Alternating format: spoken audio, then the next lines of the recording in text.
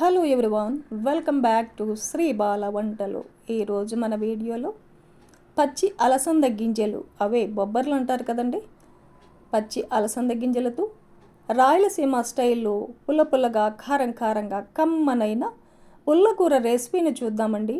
ఈ అలసంద గింజల పుల్లకూర రాగి సంగటికి కానీ, వైట్ రైస్, చపాతీ, రోటీ, పుల్కా, దోశ ఇలా టిఫిన్స్కి కూడా సూపర్గా ఉంటుందండి.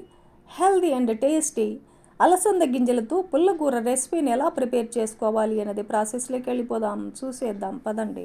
పచ్చి అలసంద గింజల పుల్లకూర కోసం నేను ఇక్కడ ఒక పావు కేజీ అలసందకాయలను తీసుకున్నాను. అలసందకాయలు విత్తనాలన్నీ తీసేసుకోవాలి. పావు కేజీ అలసందకాయలకి 1 కప్పు అలసంద గింజలు అయ్యాయన్నమాట. ఈ అలసంద గింజల్ని ఒకసారి నీట్గా కడిగేసి రెడీగా పెట్టేసుకుందాం. స్టవ్ ఆన్ చేసి ఒక కుక్కర్ పెట్టేసుకుందాం. 1 టేబుల్ స్పూన్ ఆయిల్ వేసేసుకోవాలి. నేను ఇక్కడ 1 కప్పు అలసంద గింజలకి 10 పచ్చిమిర్చి తీసుకొని ఒకసారి నీట్గా కడిగేసి ఇలా చీలికలుగా కట్ చేసి వేసానండి. మీరు ఎంత కారం తినగలరో దానికి తగినట్టుగా పచ్చిమిర్చిని వేసేసుకోవాలి. ఒక 7-8 వెల్లుల్లిపాయలని పొట్టు తీసేసి వేసేసుకొని మీడియం ఫ్లేమ్లో ఫ్రై చేసుకోవాలి. చూడండి, పచ్చిమిర్చి ఇలా వేగిన తర్వాత రెడీగా పెట్టుకున్న 1 కప్పు అలసంద గింజల్ని కూడా వేసేసుకొని ఫ్రై చేసుకుందాం. స్టవ్ని లో ఫ్లేమ్లో పెట్టేసుకొని ఫ్రై చేసుకోవాలి. ఒక 2 నిమిషాల పాటు ఈ విత్తనాలని ఫ్రై చేసుకుందాం. ఇలా ఫ్రై చేశాక ఒక 3 టమాటోల్ని ఇలా పీసెస్గా కట్ చేసి వేసేసుకుందాం. అలసంద గింజల పుల్లకూరలో కాస్త టమాటో ఎక్కువ వేసుకుంటే బాగుంటుందండి. టమాటోలు వేశాక మరో 2 నిమిషాల పాటు లో ఫ్లేమ్లో టమాటోలని మగ్గనిస్తూ వేయించుకోవాలి. ఇలా ఫ్రై చేసుకున్నాక ఒక పావు టేబుల్ స్పూన్ పసుపును యాడ్ చేసుకుందాం. ఒక హాఫ్ టేబుల్ స్పూన్ ధనియా పౌడర్ కూడా వేసేసుకొని కలిపేసుకోవాలి. ఇవన్నీ కూడా ఇలా ఫ్రై చేసి ఉడికించడం వల్ల అలసంద గింజల పుల్లకూర టేస్ట్ చాలా బాగుంటుందండి. చూడండి, వీటన్నిటిని ఇలా ఫ్రై చేసుకొని అదే కప్పుతో నేను ఇక్కడ 1.5 కప్పు వాటర్ వేస్తున్నానండి. 1.5 నుంచి 2 కప్పుల వాటర్ వేసేసుకోవచ్చు. ఒక 2-3 టేబుల్ స్పూన్లమైన కొత్తిమీరను కూడా చిన్న చిన్న పీసెస్గా కట్ చేసి వేసేసుకుందాం. మూత పెట్టేసి మీడియం ఫ్లేమ్లో 2-3 విజిల్స్ వచ్చేంత వరకు ఉడికించుకోవాలి.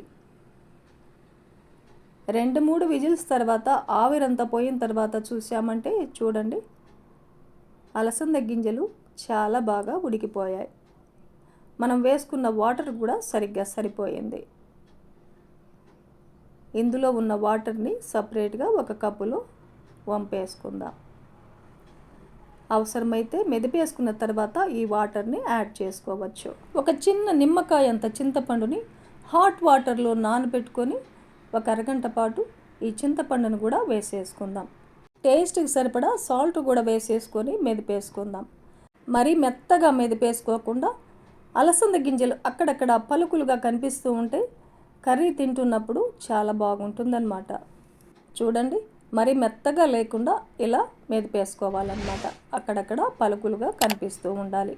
అలసంద గింజలు ఉడికించుకున్న వాటర్ని సపరేట్గా వంపేసుకున్నాం కదా, ఆ వాటర్ని కూడా వేసేసుకొని కలిపేసుకుందాం. ఇలా మెదిపేసుకున్న తర్వాత పోపును కూడా పెట్టేసుకుందాం. స్టవ్ ఆన్ చేసి ఒక ప్యాన్ పెట్టేసుకొని ఒక 2-3 టేబుల్ స్పూన్లమైన ఆయిల్ వేసేసుకోవాలి. ఆయిల్ హీట్ ఎక్కిన తర్వాత ఒక హాఫ్ టేబుల్ స్పూన్ ఆవాలు, హాఫ్ టేబుల్ స్పూన్ జీలకర్ర, ఒక 2-3 ఎండుమిర్చిని తుంచేసి వేసేసుకొని ఒక 7-8 వెల్లుల్లిపాయలని పొట్టు తీసేసి కొంచెం అలా కచ్చా పచ్చగా దంచేసి వేసేసుకోవాలి. ఈ పోపునంతా మీడియం ఫ్లేమ్లో వేయించుకుందాం. చూడండి, ఈ పోపు అంతా ఇలా బాగా వేయించుకున్న తర్వాత ఒక పెద్ద ఉల్లిపాయని ఇలా పీసెస్గా కట్ చేసి వేసేసుకొని ఉల్లిపాయలు బ్రౌన్ కలర్ వచ్చేంత వరకు ఫ్రై చేసుకోవాలి.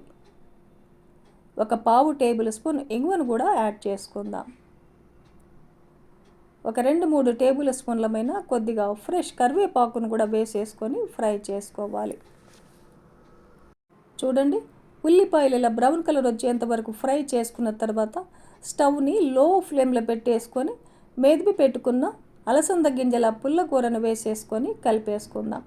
లో ఫ్లేమ్లో 2 నిమిషాల పాటు ఉడికించుకోవాలి. ఫైనల్గా ఒక 2 టేబుల్ స్పూన్లమైన కొత్తిమీరను కూడా ఇలా పీసెస్గా కట్ చేసి వేసేసుకొని కలిపేసుకుందాం. చూడండి, ఇలా ఒక 2 నిమిషాల పాటు లో ఫ్లేమ్లో ఉడికించేసుకొని స్టవ్ ఆపేసి డిష్ అవుట్ చేసుకుందాం. కమ్మనైన హెల్దీ అయిన అలసంద గింజల పుల్లకూర రాయలసీమ స్టైల్లో మనకు రెడీ అయిపోయింది. ఈ అలసంద గింజల పుల్లకూర రాగి సంగటి వైట్ రైస్కి కానీ టిఫిన్స్కి కూడా సూపర్గా ఉంటుంది. అలసందకాయలు మనకి ఇప్పుడు అవైలబుల్గా ఉన్నాయి కదండి. తెచ్చేసుకొని ఈ స్టైల్లో మీరు తప్పకుండా అలసంద గింజల పుల్లకూరని ట్రై చేయండి. ఫ్యామిలీలందరికీ చాలా బాగా నచ్చుతుందండి. ఈ వీడియో మీకు నచ్చితే లైక్ చేయండి, షేర్ చేయండి, సబ్స్క్రైబ్ చేయండి. థ్యాంక్ యూ అండి. Thanks for watching.